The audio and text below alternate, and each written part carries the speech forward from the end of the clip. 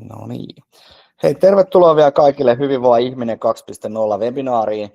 Ja tänään meillä on aiheena työuupumus ja siitä ennen kaikkea sen ennaltaehkäisy. Meillä on vieraaksi tänään saapunut tämän asian asiantuntija Lassi Kervinen ja annankin tästä pitemmittä puhetta Lassille puheenvuoron. Niin ole hyvä Lassi, niin saat esitellä itsesi, niin lähdetään tästä eteenpäin. Kiitos Janne ja kiva kun kutsuit mukaan tähän. Mulla on ollut vähän flunssaa ja sitä on ollut koko perheessä, niin toivotaan, että ääni ei häviä mihinkään. Tosiaan mä oon Kervisen Lassi, toimin yksin yrittäjänä työnimun ja työuupumuksen ennaltaehkäisyn parissa ja lupasin puhua myös tästä aihepiiristä tänään. Hyppään tuohon seuraavalle kalvolle. Mä oon tehnyt pikkasen taustadioja ja muutama sana itsestäni, niin mä toivoisin, että jokainen ihminen pitäisi oman hyvinvointinsa etusijalla ja kyllähän näitä aina sanotaan, että happinaamari pitäisi laittaa ensiksi itselle päähän ja muuta, mutta kuin helppoa se sitten loppuviimein on, niin mulla se vaatii 36 vuotta ikää ja yhden työuupumuksen, että mä itse aidosti ymmärsin tehdä näin ja tämä tapahtui viime vuoden keväänä ja siinä mä sitten päätin, että mä aina seuraavalle puolelle vuodelle yrittäisin miettiä, että mitkä on mulle 3 tärkeintä asiaa elämässä ja mihin mä käytän aikani seuraavan puolen vuoden ajan. Ja tuossa niitä näkyykin nyt sitten, että ykkösenä on se oma hyvinvointi, eli siihen sisältyy tietysti ravinto ja lepo ja treeni, mutta myös mun perhe, eli vaimo ja poika. Ja toinen juttu, mikä on itselle tärkeä hyvinvointi ja kaikkeen muuhun elämään liittyen on se, että tekee kivoja juttuja kivojen ihmisten kanssa. Ja tuossa kakkoskuvassa mä oonkin ystäväporukalla viime vuoden kesänä niin tuolla Käsivarren Lapissa viikon erämaareissulla. Ja sitten kolmantena tukijalkana tässä kuluvalla puolella vuodella ja itse asiassa parilla edelliselläkin niin on ollut toi mun yritys Ardereum ja siihen liittyvä toiminta. Eli koitan löytää maksavia asiakkaita ja saada paljon vaikuttavuutta aikaa ja pystyä tekemään hyviä asioita tähän maailmaan. Ja tuossa näkyy vähän työ- ja koulutustaustaa, niin tosiaan yksityisen turvallisuusalan opintoja kävin 4 vuotta entisessä elämässäni ja siellä työskentelin 7 vuoden ajan, viimeiset 5 vuotta olin tuolla Yhdysvaltain suurlähetystöllä turvapuolen hommissa ja kyllästyin niihin hommiin. Aina Aallon kauppakorkeeseen, valmistuin sieltä sitten yrittäjyyden ja innovaatiojohtamisen linjalta ja sattuman kautta päädyin myyntitöihin. Tein niitä 6 vuotta viimeisimmässä työssäni paloin loppuun ja mietin, että kun oli ollut kaikenlaisia vaiheita tässä vuosien varrella ja työuralla, että olin nähnyt paljon sitä, että mikä työelämässä on hyvää ja mitä kannattaisi monistaa, mutta myös valitettavan paljon niitä huonoja juttuja, mitä pitäisi pystyä karsimaan. Ja näistä kokemuksista ja siitä omasta työuupumuskokemuksesta tämä liikeidea sitten lähtikin. Mä lupasin, että mä tänään kertoisin vähän noista hyvän työn peruselementeistä ja mä oon koostanut tämmöisen 4 kohdan listan. Eli mä koen, että jokainen ihminen haluaa ymmärtää, että kun hän on siellä töissä, että mitä häneltä odotetaan. Ja sitten haluaa ymmärtää, että miltä se työssä onnistuminen näyttää. Että jossain myyntityössä totta kai siellä voi olla ne euromääräiset mittarit, mutta eihän ne kaikkeen tekemiseen sovi, joten pitäisi ymmärtää sitä työn kokonaisuutta silleen, että pystyy tietysti itsekin arvioimaan, että nyt mä oon onnistunut mun työssä tai tehnyt sen, mitä multa odotetaan. Ja sitten riittävä tuki ja se, että on aidot mahdollisuudet onnistua, niin paljon mä oon valitettavasti ainakin myynnissä tai erityisesti myynnissä nähnyt sellaista, että hihasta heitetään jotkut euromääräiset myyntitavoitteet ja sitten katsotaan, että tuleeko siitä mitään. Ja sitten jos ei tule, niin sitten ollaan silleen, että no otetaan joku toinen sun tilalle. Vaikka mun kokemuksen mukaan niin se työ vasta alkaa siitä, kun on palkattu se myyjä ja sen jälkeen pitäisi miettiä tietysti se johtaja, mutta myös sen johtaja ja sitten myyjän yhteistyössä, että jos toi on meidän tavoite, niin miten me sinne päästään.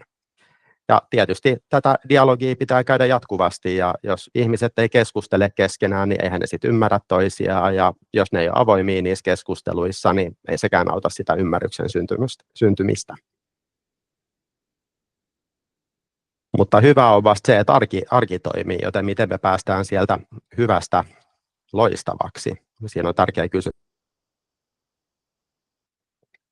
Ja siinä auttaa aidosti merkityksellinen työ, mutta merkityksellisyys ei tarkoita mun mielestä sitä, että pitäisi olla jotain maailmaa pelastamassa tai ilmastonmuutosta torjumassa tai jotain tällaista globaalia isoa kriisiä ratkaisemassa, vaan jollekin merkityksellinen työ voi olla vaikka semmoinen, mitä sanoi esimerkiksi UPS lähetti, että ihmiset tilaa jotain paketteja kotiin ja ne odottaa, että se paketti saapuu ja hän kokee, että hänen työ on merkityksellistä, koska hän hoitaa siinä sen tärkeän kuljetuksen sieltä varastolta sinne ihmiselle. Tai toisen juttu voi olla se, vaikka on kuullut tällaisesta, joka on kaupan kassatyössä tosi iloinen ja hänellä on aikaa jutella siellä ihmisten kanssa ja kohdata heitä ja vaikka hänen kassalleen on usein paljon jonoa ja ihmiset silti jonottaa sinne, koska ne saa siinä sen kohtaamisen ja ne saa siitä iloa päivään.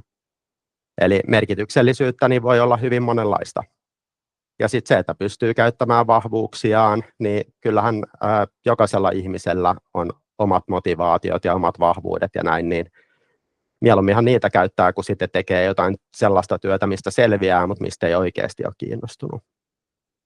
Ja sitten toi, että on semmoiset olosuhteet, että siellä saa erehtyä, siellä saa kokeilla juttuja, siellä pystyy oppimaan uusia juttuja, että se ei ole semmoista samanlaista puurtamista päivästä toiseen ja voi myös kasvaa siinä työssä ja niiltä vahvuuksiltaan niin sitten uutta kohti ja kehittyä jossain määrin paremmaksi versioksi itsestään.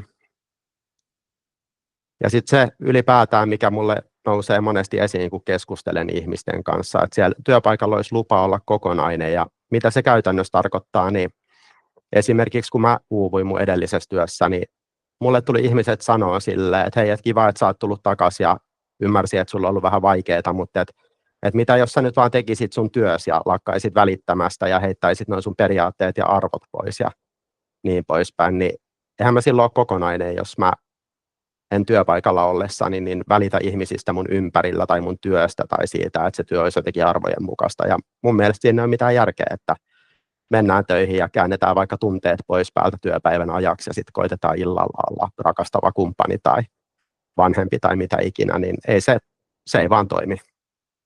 Ja tietysti johtamisella on tärkeä rooli se, että ei mikromanageerata ja sanella ja johdeta pelolla tai mitä näitä ääriesimerkkejä sieltä huonosta päästä on, vaan pystytään oikeasti niin selvittämään, että mikä ihmisiä kiinnostaa, mikä saa heidät loistamaan, miten sinne yhteistä päämäärää kohti mennään ja pystytään inspiroimaan ihmisiä ja innostamaan. Että ne oikeasti saa siitä työstä muutakin kuin sen, että mä nyt täällä 7,5 tuntia päivässä teen jotain, jotta mä saan palkkaa. Ja tietysti tasapaino on tärkeää myös työpäivän aikana kuin se ulkopuolellakin. Esimerkiksi työuupumuksen ennaltaehkäisyä ajatellen, niin mistä työuupumus aiheutuu, niin se, että kuormitus ja palautuminen on pitkän aikaa epätasapainossa ja erilaiset jutut kuormittaa eri ihmisiä eri tavoin ja palautumista tarvitaan niin vapaalla ollessa kuin työpäivän aikana ja siinäkin on monenlaisia eri muotoja, että kevyt liikunta voi palauttaa, joskus raskas liikunta palauttaa, joskus palauttaa se, että ei tee yhtään mitään, joskus taas se, että tekee jotain kivaa. Eli ei ole sellaista yhtä ratkaisevaa juttua. Sitten työuupumuksen erilaisista merkeistä.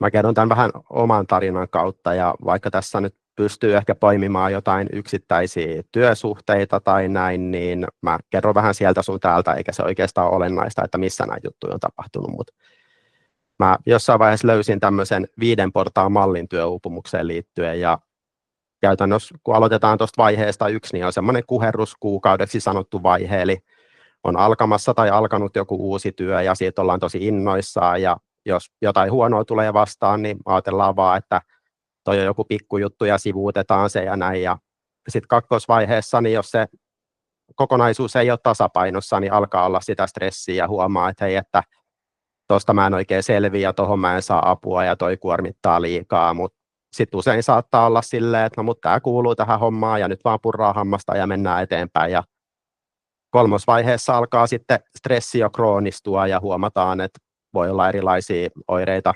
unihäiriöitä, mitä itsellä oli, niin vatsakipuja, päänsärkyjä, sydänoireita, ties mitä, niitä voi olla ihan laidasta laitaa ja usein siihen liittyy sitten mielen terveydellisiä häiriöitä, esimerkiksi jotain masennusta, ahdistusta, muuta tällaista. Ja tuossakin vaiheessa vielä itse oli silleen, että no ei mun ole hyvä olla täällä, mutta olen yrittänyt parhaani ja olen keskustellut ja pyrkinyt muuttamaan olosuhteita ja aloin myös hakemaan uutta työtä siinä ohessa ja ajattelin, että no eihän mä nyt tyhjän päälle voi jäädä ja nyt pitää vaan jaksaa tässä aikansa. Ja no sitten itsellä meni tuohon 4. vaiheeseen, että ne oireet edelleen syveni ja niin kuin ehkä naamasta näkee, jos vertaa 3. ja 4. vaihetta, niin 3. vaiheessa on silleen, että fiilikset ei ole enää kovin hyvät, mutta yritän silti mennä eteenpäin ja 4. vaiheessa niin alkaa kyllä olla pää jo aika pehmeä ja silleen, että tässä lasketaan jo päiviä, että kuinka kauan touhua jaksaa ja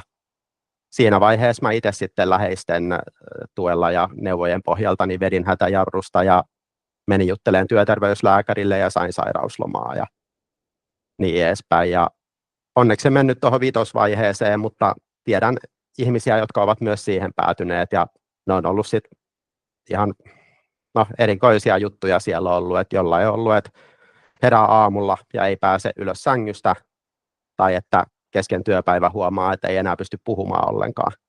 Ja sitten on hakeuduttu lääkäriin ja tutkittu ja mitään vikaa kehosta ei ole löytynyt, mutta siinä on vaan niin pitkään sitten poltettu kynttilää molemmista päistä, että kroppa on tehnyt täyden stopin. Ja tietysti vielä karumpia tapauksia, niin jollain voi sitten tulla joku sydänkohtaus tai aivoinfarkti tai muuta, mutta sen takia mä näistä jutuista kerron, ettei kenenkään tarvitsisi mennä tonne asti, vaan pystyttäisiin tuolla vaikka 2. vaiheessa jo reagoimaan. Sitten työuupumuksen ennaltaehkäisystä, niin mun mielestä hirveästi keskustellaan siitä, että yksilön pitäisi olla vahvempi ja pitäisi tehdä sitä, tätä ja ja resilienssiä pitäisi kehittää ja muuta, mutta mun mielestä ei vastuu ole jaettu, että siinä on yksilötason juttuja, tiimitason juttuja ja johtamiseen liittyviä juttuja ja sitten semmoisia, mitä koko organisaation pitää huolehtia, että on kunnossa, etteivät ihmiset uupuisi. Ja yksilötasolla niin itsetuntemusta siihen liittyen, että mikä itselle on tärkeää, mikä kuormittaa, mikä palauttaa uupumuksen oireita, kun ymmärtää, niin ehkä sitten niitä pystyy itse tunnistamaan paremmin itsessään ja myös lähellä olevissa ihmisissä ja ehkä heille sanoo, että hei, että pitäisikö nyt tehdä asioille jotain ja muuttaa suuntaa. Sitten tiimitasolla, niin vähän palaan tuohon, mitä aiemminkin sanoin, että jos me ei keskustella ja nähdä ja kuulla toisiamme ja oteta huomioon ja sitten välillä oteta apua vastaan ja välillä auteta toisiaan, niin silloin ei suju hyvin, mutta toisaalta nämä on yksinkertaisia asioita, mitä me jokainen voidaan työssämme tehdä ja parantaa tilannetta. Ja sitten taas johdon suunnalta, niin myös sitä keskustelua ja sitten sitä realismia, että mitä joku myyjä tai muussa roolissa oleva aidosti voi tehdä siinä työssä niillä annetuilla työkaluilla ja resursseilla. Ja sitten jos tavoitteita pitää muuttaa tai tarvitaan lisää tukea, niin sitten toimitaan näiden mukaan, eikä toimita silleen, että ihminen on jatkuvasti semmoisessa tilassa, että hän ei voi onnistua siinä, mitä häneltä odotetaan. Ja psykologisen turvallisuuden merkkasin myös tuohon.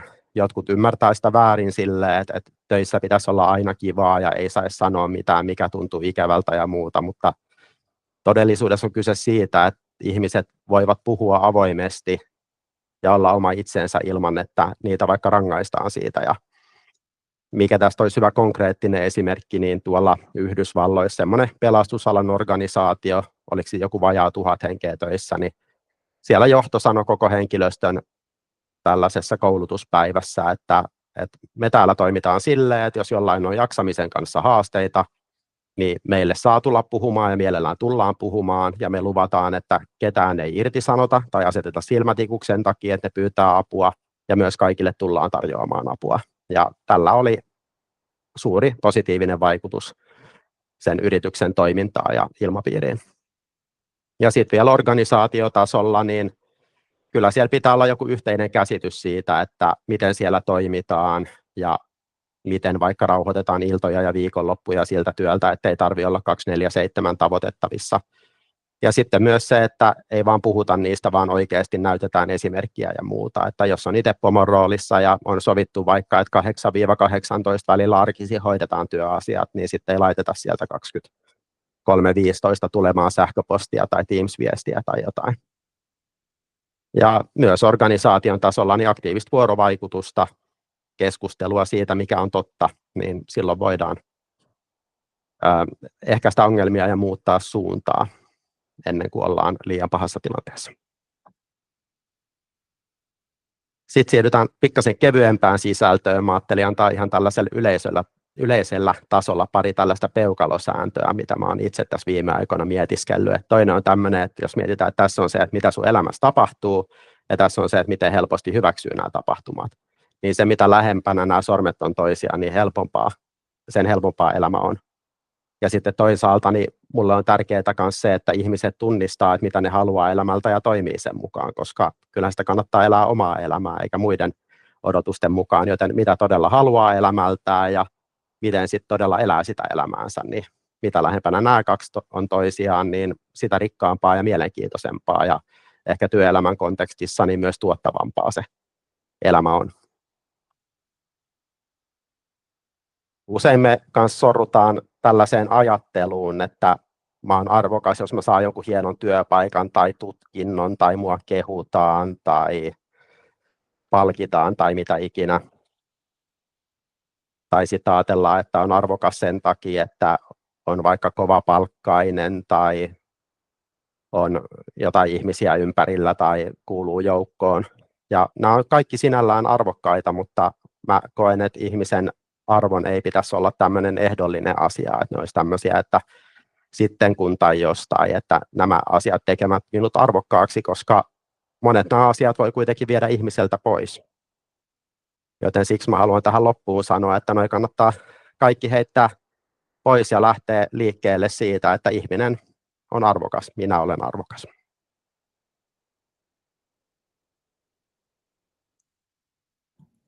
Siinä oli tämänpäiväinen luento-osuus.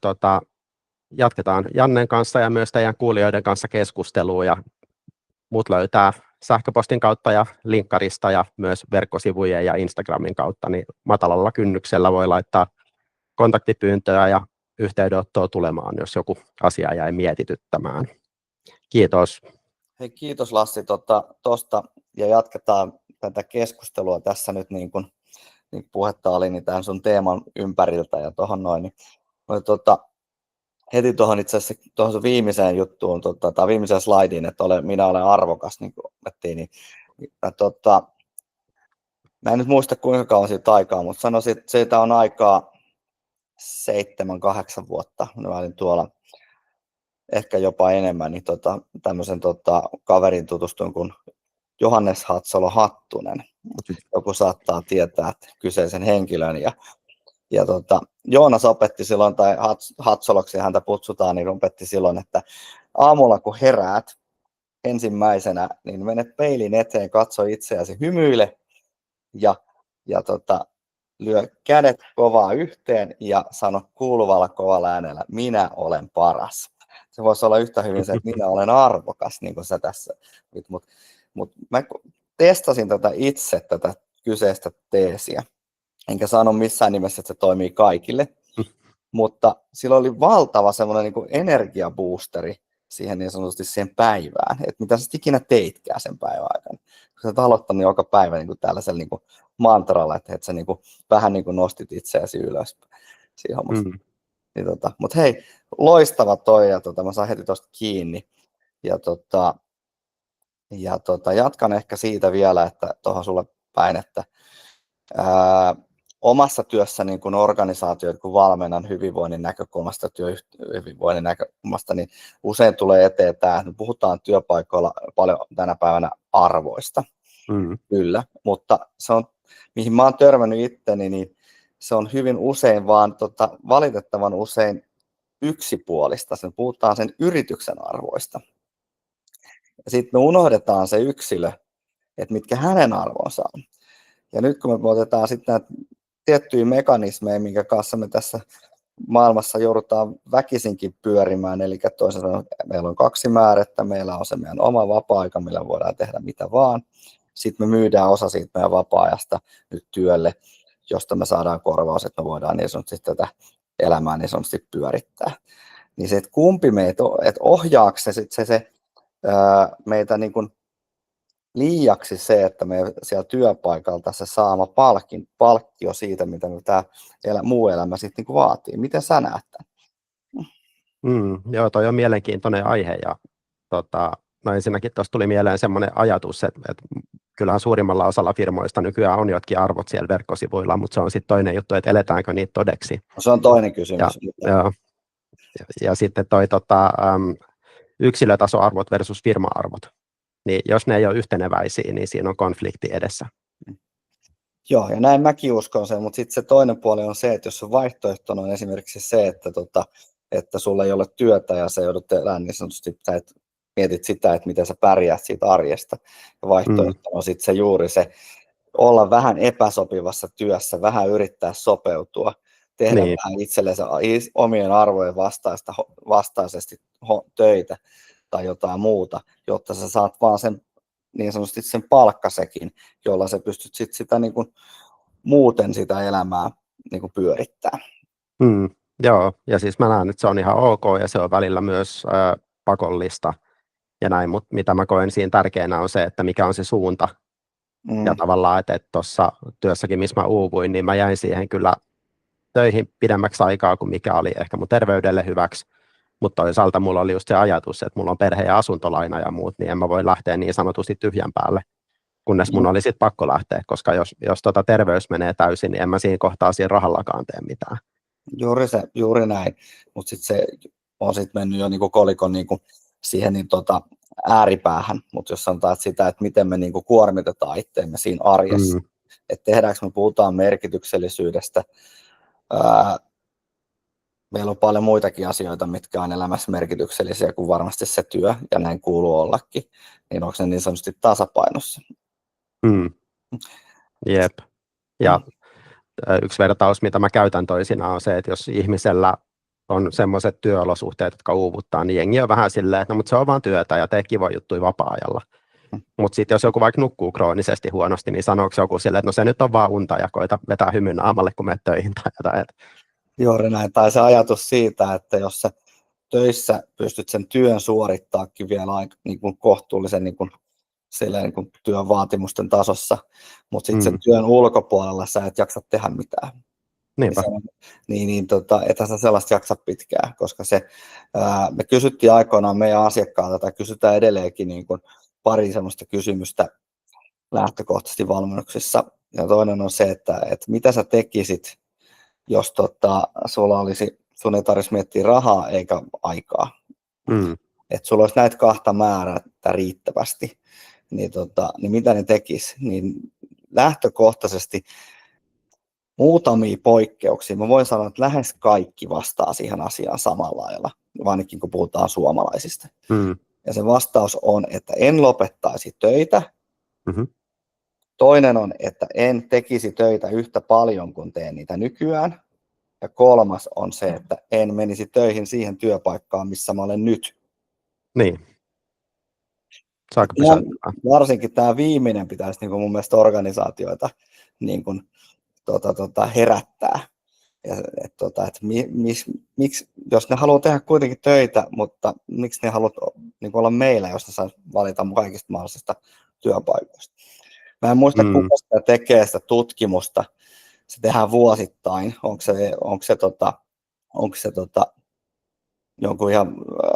se jonkun yliopiston vai onko se jonkun valtion niin kuin instanssi, mutta tämmöinen, missä tehdään tämmöistä kyselytutkimusta ihmisiltä Suomen niin kuin kiinnostavimmista työpaikoista, mihin me halutaan niin mennä. Olisikin mielenkiintoista tietää, että miten he vastaa näissä työpaikoissa nämä ihmiset tähän samaiseen kysymykseen. Niin, jep, ja toinen on tuommoinen firma kuin Gallup, ne tekee Euroopan tasolla ainakin tutkimusta ja varmaan Jenkeissä ja näin, mutta siinä oli Euroopan tasolla tutkimustuloksia, että haastatelluista 15% oli sitoutunut työhönsä, eli silleen, että käy siellä muutenkin kuin rahan takia käytännössä ja on kiinnostuneita ja haluaa oppia ja haluaa tehdä parhaansa. Ja sitten siinä oli se suuri enemmistö, joka oli vähän silleen, että no en mä nyt välitä tästä yhtään, mutta mä teen tämän, jotta mä saan rahat. Ja sitten siellä oli myös joku 10-15%, joka oli aktiivisen sitoutumattomia, eli sellaisia, että ne suorastaan vihaa sitä työtä ja antaa sen näkyä. Niin aika rajuja lukuja. Joo, ja toi on hyvä mikä nostit tuosta uuden oppimisen, niin osa ihmistä haluaa oppia uusia juttuja. Osa haluaa mennä tekemään vain työ ja laittaa sen oven kiinni ja lähteä pois. Jos on puhutaan esimerkiksi mun lähipiirissä, niin mun veli kuuluu hyvin tähän toiseen kategoriaan, että hän menee töihin ja tekee työnsä ja lähtee pois sieltä ja haluaa niin kuin vaivata omia ajatuksia yhtään sille enempää. Ja se riittää hänelle. Mutta sitten on se toinen porukka, joka haluaa edetä siellä työuralla, ehkä organisaation sisällä oppia uusia asioita, miten me tuetaan niitä. Ja sitten ymmärretäänkö me samaan aikaan niitä, ketkä ei nyt välttämättä halua. Niin, jep. Tässä tulee vahvasti yksilöllisyyskuvaa ja meillä on monessa kohtaa työelämässä sellainen käsitys, että on olemassa joku keskivertoihminen ja että kaikki pystyy vähän niin kuin suoriutumaan samalla tavalla ja pitäisi olla kiinnostunut samoista jutuista ja muuta. Mutta sitten jos me tehdään voittoa tavoittelevaa toimintaa, niin sinne varmaan pitäisi löytää niitä ihmisiä, jotka on innostuneita ja haluaa kehittää ja näin. Mutta sitten taas, jos on joku prosessi, en mä nyt tiedä mitenkään väheksymättä, mutta siis joku roska-autokuljettaminen tai klapien tekeminen tai muuta, niin ei siellä nyt varmaan mitään huikeita kehitysaskeleita oteta, mutta toisaalta niin yhtä lailla sinne tarvitaan niitä ihmisiä, jotka on silleen, että mä teen sen 7,5 tuntia päivässä jotain ja saan siitä palkat, koska eihän tämä yhteiskunta taas sitten toisaalta pyörisi, jos kaikki olisi vaan niitä, että nyt pitää mennä täysillä eteenpäin ja kehittää ja muuta. Ja meillähän on tietynlainen tämmöinen haaste tässä edessä, että suomalaiset alkaa olla vähän ylikoulutettu, että meillä ei ole enää niin kuin tekijöitä kaikkiin noihin niin kuin vähän niin sanotusti, niin kuin sanoin, en vähempi arvosta mitään työtehtäviä, mutta semmoisia tehtäviä, mihin tarvitaan niin paljon koulutusta. Ja meillä alkaa olla ihmiset sitten niin kuin niihin tehtäviin ylikoulutettuja. Mutta se on toinen tarina. Mutta joo, tämä on niinku mielenkiintoinen aihe ja varmaan tähän ei niinku yksioikoista vastausta ikinä tule löytymään, ainakaan meidän elinaikana. Mutta niin kauan kuin ihmiset näitä asioita tekee. Mutta se, mihin mä oon peilannut paljon niinku asioita, kun mä valmennan, niin mä käytän niinku tätä urheilujoukkueteemaa. Että jos meillä on urheilujoukkueesta, mä en tiedä, tässä on nyt suomalaisille on tietysti jääkiekko läheinen urheilulaji ja minulle itsellä rakas NHL alkaa tuossa tällä viikolla, niin olen sitä seurannut tässä jo pitkään aktiivisesti, niin puhutaan, että jos meillä olisi joukkue täynnä tämmöisiä niin kuin supertähtihenkilöitä, niin voitettaisiko me silloin? Mä uskallan väittää, että ei, koska se joukkueen dynamiikka ei toimisi sillä tavalla, vaan tarvitaan eri tasoisia erilaisiin rooleihin ihmisiä joukkueeseen. Samoin tätä tai joukkueajattelua me voidaan käyttää siellä työelämässä. Jos me rakennetaan myyntiorganisaatio, niin onko meillä, mä tiedän, että onko täällä ihmisillä tutut väriteemat, mutta jos puhutaan väreistä, niin jos meillä on pelkkiä punaisia ihmisiä siellä tiimissä, kenellä on luontainen piirre on vahva niin kuin tämmöinen niin kuin voittamiseen ja kilpailemiseen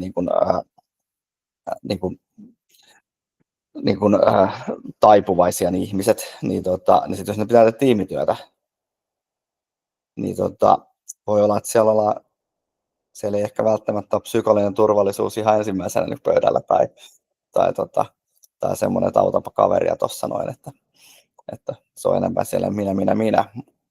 Mutta jos siellä on toiseen suuntaan pelkkiä vihreitä ihmisiä, niin voi olla, että se ei niinku sekään oikein ole toimiva yhteisö, että siellä tarvitaan se, joka sanoo, että hei, nyt mennään.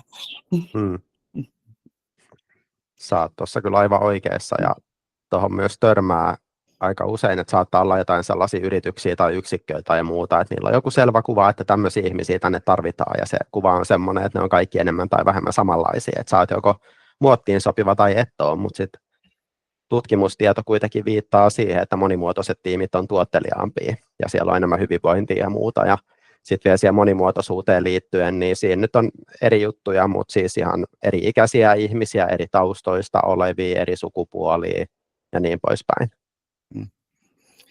Miten sä näet tämän päivän polttavan niin kuin aiheen tähän meidän työelämässä tähän työuupumukseen ja työssä jaksamiseen liittyen, kun me oltiin ensin tai nopealla aikavälillä ajettiin ihmiset etätöihin ja nyt sitten joko osa on sinne jopa jäänyt, mutta nyt sitten vähän on semmoista kentällä puhetta, että pitäisi palailla sinne konttorille päin.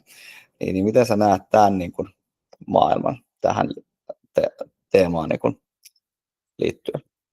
No mun mielestä on pitkälti semmoinen työn järjestely ja johtamis- ja organisaatiokulttuurikysymys. Että jos lähdetään semmoisesta ajatuksesta, että ihminen on automaattisesti tehokkaampi siellä toimistolla, niin mun mielestä se on aika mustavalkoinen ajatus, eikä se oikein perustu mihinkään. Ja jos multa kysyttäisiin, että mikä se optimimalli on, niin no ihan ensiksi mä suosittelisin, että ihmiset keskustelee siellä tiimitasolla tai organisaatiotasolla, että millainen tapa toimia tukee parhaiten sitä työssä onnistumista ja työn tuloksia. Ja sitten jos pitäisi heittää joku keskivertomalli, mikä toimisi parhaiten, niin mä uskoisin, että se olisi jonkinlainen, tai uskon, että se on jonkinlainen hybridimalli, että onko se sitten 2-3 päivää viikossa toimistolla ja sitten 2-3 etänä. Ja vähän sen mukaan, että mitä ollaan tekemässä, että jos kirjoitetaan jotain dokumenttia yksin tai väännetään Exceliä tai jotain tällaista, niin miksi sen takia pitäisi raahautua toimistolle. Mutta sitten jos on jotain, että perehdytetään uutta kollegaa tai pitää ideoida tai on joku vaikka muutosneuvottelut tai muu, että missä se korostuu, että ollaan samassa tilassa, nähdään myös nonverbaalinen viestintä ja kaikki tämmöinen, niin sitten olisi tärkeää olla siellä työpaikalla. Mutta jotenkin, että päästä semmoiseen ajatukseen, että ihmisiä ei vaan pakoteta sinne, koska me nyt päätetään tälleen, vaan ihmiset oikeasti kokisivat, että sinne kannattaa mennä.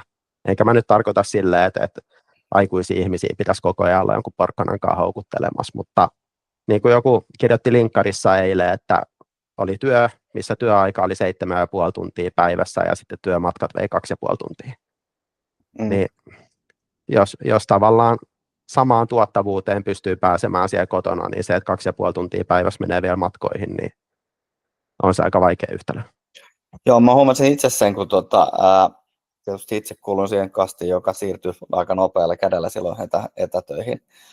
Ja huomasin sen, että kuinka paljon sulle jää, varsinkin täällä niin kuin Ruuhka-Suomessa, Helsingin alueella, kun asutaan, niin paljon sulle jää niin sanotusti sitä, tässä tapauksessa sitä vapaa-aikaa.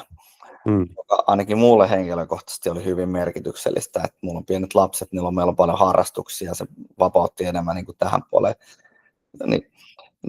Niin tuli kysymys se, että mitä se työpaikka tai se työyhteisö siellä fyysisesti pystyisi niin sanotusti tarjoamaan vastineeksi tähän asiaan. Että se, että mulla menee 2,5 tuntia päivässä niin kuin liikkumiseen, niin se on viikkotasollahan se on sitten jo yli 10 tuntia se kokonaismäärä, ja kaikki ymmärtää, että 10 tuntia niin kuin, sillä pystyy tekemään jo aika käsittämättömiäkin asioita siinä hommassa.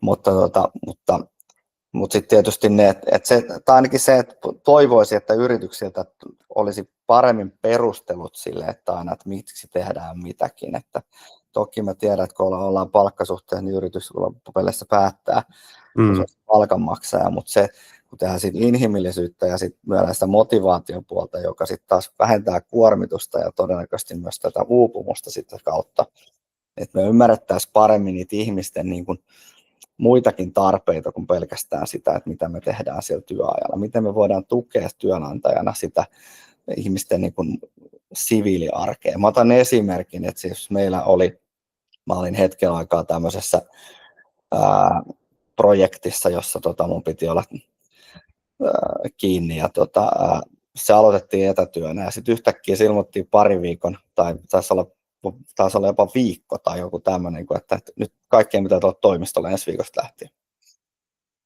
No sit kun sä oot tämmöisen pienen lapsen niin kuin yksinhuoltaja ja sitten lyödään vielä siihen ne harrastukset, niin sä oot ehkä suunnitellut asioita vähän pitemmälle kuin ensi viikkoon, että miten ne asiat niin kuin hoidetaan tää kotipuolessa.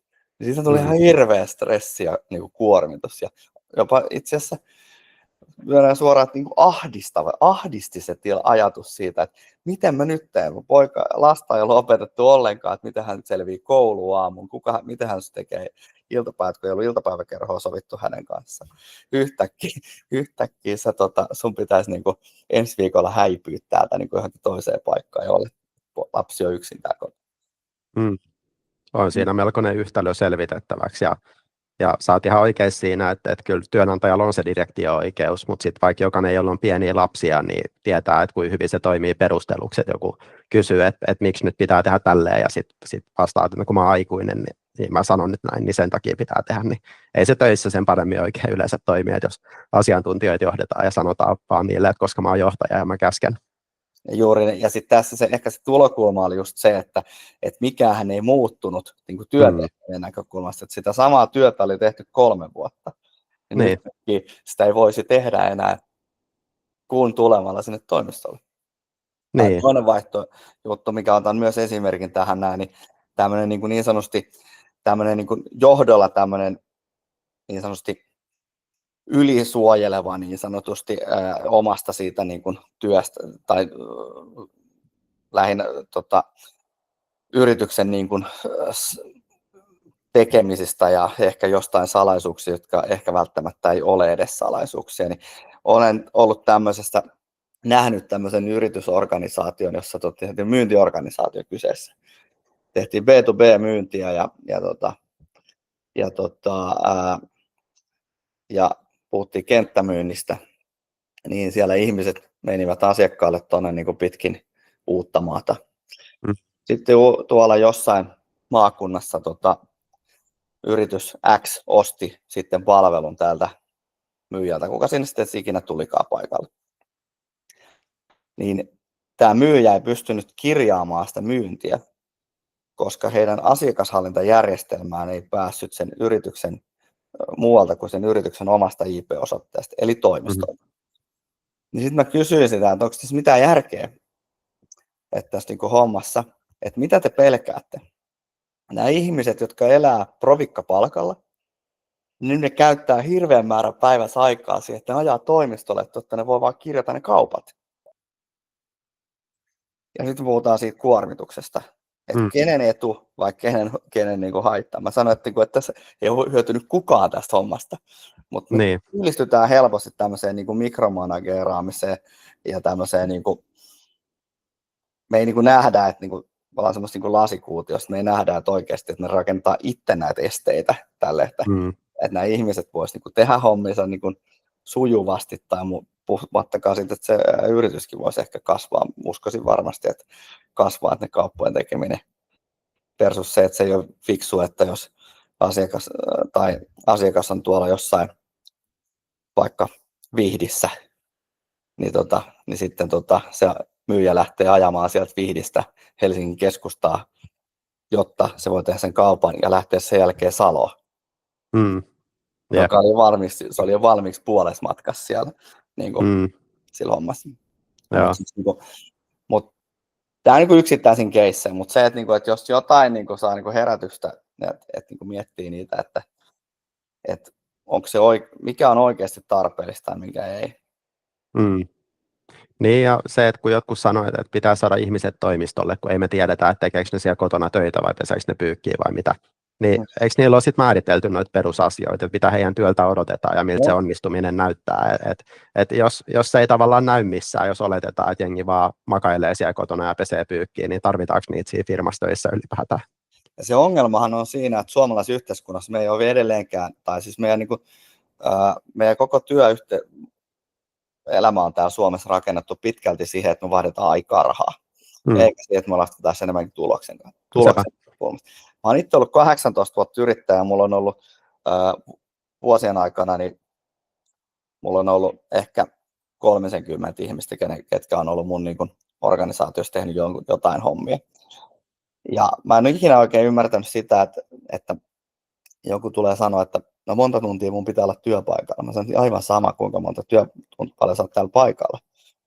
Mulla on merkitystä vaan siitä, että kuinka monta tuntia sä oot asiakkaan kanssa, koska se asiakas maksaa.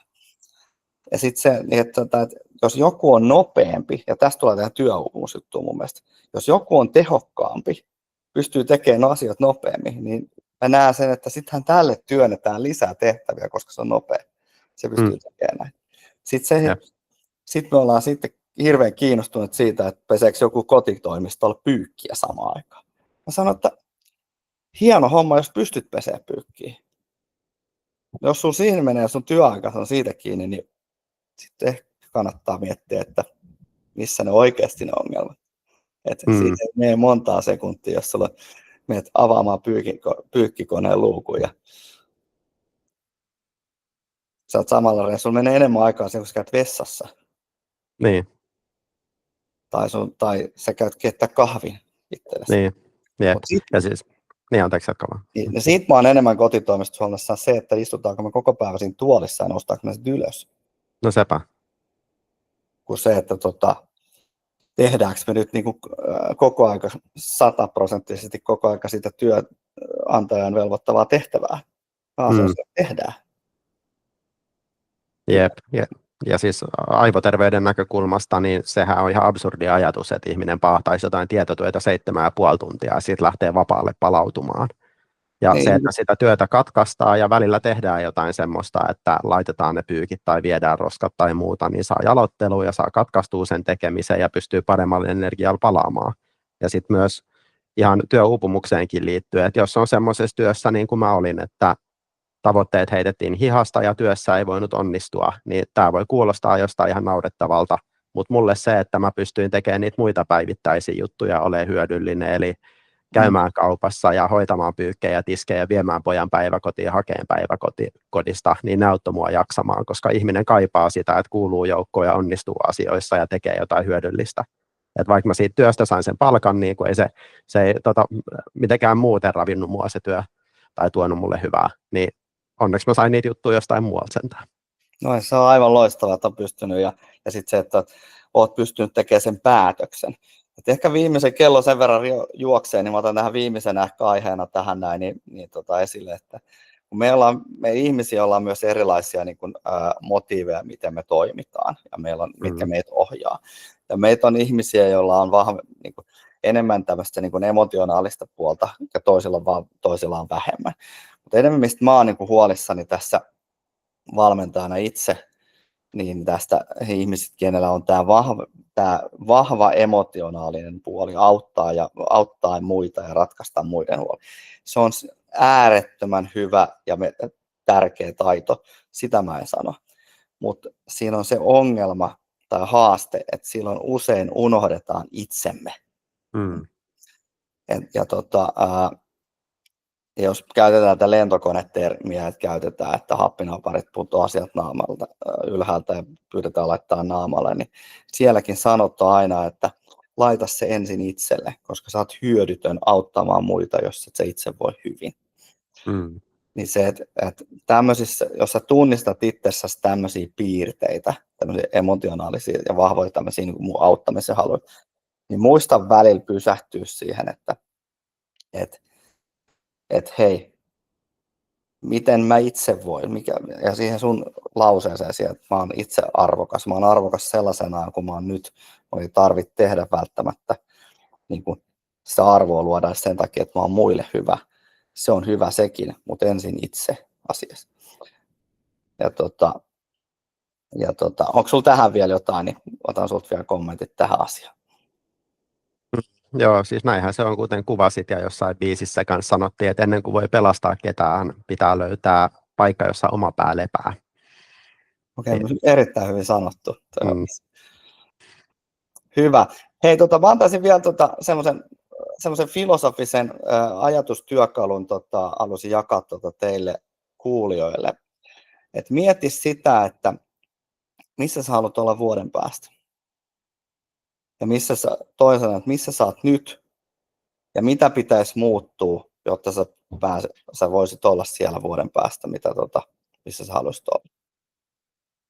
Niin sä saat vähän työkaluja miettiä sitä omaa tekemistä ja teet sä siitä, niin kuin, niiden omien arvojen näkökulmasta sitä työtä tai elät sä sitä, ei välttämättä työtä, vaan sitä ylipäätään sitä arkea.